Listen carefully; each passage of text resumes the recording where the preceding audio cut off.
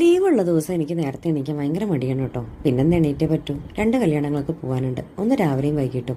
രാവിലത്തെ കല്യാണത്തിന് സാരിയൊക്കെ കൊടുക്കാൻ തീരുമാനിച്ചിട്ട് സെലക്ട് ചെയ്തിട്ട് കൊടുത്തു നോക്കി. റെഡി ആവാത്ത കാരണം ഞാൻ അവസാനം ഈ പാവാടയും ടോപ്പിൽ ഉറപ്പിച്ചിട്ടോ. ഇതെങ്ങനെ അടിപൊളിയായിട്ടില്ലേ. പിന്നെ ബ്രേക്ക്ഫാസ്റ്റൊക്കെ കഴിച്ചിട്ട് അമ്പലത്തിലേക്ക് പോയിട്ടോ. അമ്പലത്തിലാണ് രാവിലത്തെ കല്യാണം. വീടിൻ്റെ അടുത്തുള്ള അമ്പലത്തിൽ തന്നെയായിരുന്നു. പോയപ്പോൾ റിലേറ്റീവ്സൊക്കെ എത്തി തുടങ്ങുന്നേ ഉണ്ടായിരുന്നുള്ളൂ.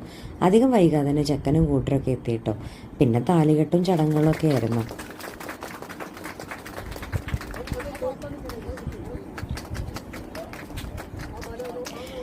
അമ്പലത്തിലെ ചടങ്ങ് കഴിഞ്ഞിട്ട് അവരങ്ങനെ ഓഡിറ്റോറിയത്തിലേക്ക് പോയിട്ടോ. അമ്പലത്തിലെ ഓഡിറ്റോറിയത്തിൽ തന്നെയായിരുന്നു ബാക്കി പരിപാടികളും.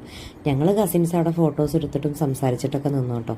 അല്ലെങ്കിലും കസിൻസൊക്കെ കൂടിക്കഴിഞ്ഞാൽ നല്ല രസമല്ലേ. പിന്നീട് ഞങ്ങളും പോയി ഓഡിറ്റോറിയത്തേക്ക് ഫോട്ടോ എടുക്കാൻ. ആദ്യം ഫാമിലിയുടെ കൂടെ പോയി. പിന്നെ അതാ ഞങ്ങൾ ലേഡീസ് ഓൺലി സിസ്റ്റേഴ്സും കയറി. പിന്നെ മെയിൻ പരിപാടി ഫുഡ് അടിക്കൽ തന്നെ. നല്ല അടിപൊളി സദ്യയായിരുന്നു കേട്ടോ. കുറേ കാലമായി ഇങ്ങനെ ഒരു സദ്യ കഴിച്ചിട്ട്. ഭക്ഷണവും കഴിച്ചതിന് പുറത്തിറങ്ങിയപ്പോഴാണ് ചെക്കനും പെണ്ണൊക്കെ ഫോട്ടോസ് എടുക്കുന്നത് കണ്ടേ. അവരെ ഫോട്ടോസൊക്കെ കഴിഞ്ഞ് അവരവിടെ നിന്ന് യാത്ര ചെയ്തതിന് ശേഷമാണ് ഞങ്ങൾ വീട്ടിലേക്ക് പോകുന്നത്. വീട്ടിലെത്തിയ ഉറക്കമൊക്കെ കഴിഞ്ഞിട്ടാണ് അടുത്ത പരിപാടിക്ക് റെഡിയായത്. അടുത്തത് പെരിന്തൽമണ്ണയിലാണ്.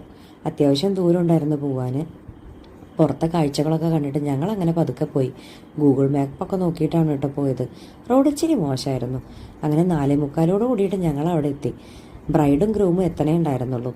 ആ നേരത്ത് 2 കുട്ടികൾ സ്റ്റേജിൻ്റെ മുകളിൽ നിന്ന് ഡാൻസ് കളിക്കുന്നുണ്ടായിരുന്നു കേട്ടോ. അവിടെ പാട്ട് വെച്ചിട്ടുണ്ടായിരുന്നേ. പിന്നെ അധികം വൈകാതെ തന്നെ അവരെത്തി. ബ്രൈഡും ഗ്രൂമും അവരുടെ കൂടെ ഫോട്ടോസൊക്കെ എടുത്തിട്ട് ഞങ്ങൾ പിന്നെ ഭക്ഷണം കഴിക്കാൻ വേണ്ടിയിട്ടാണ് വന്നത്. ഭക്ഷണം കഴിച്ച് മുകളിലേക്ക് കയറിയപ്പോഴാണ് അവിടെ ഡാൻസ് നടക്കുന്നത് കണ്ടായിട്ടോ.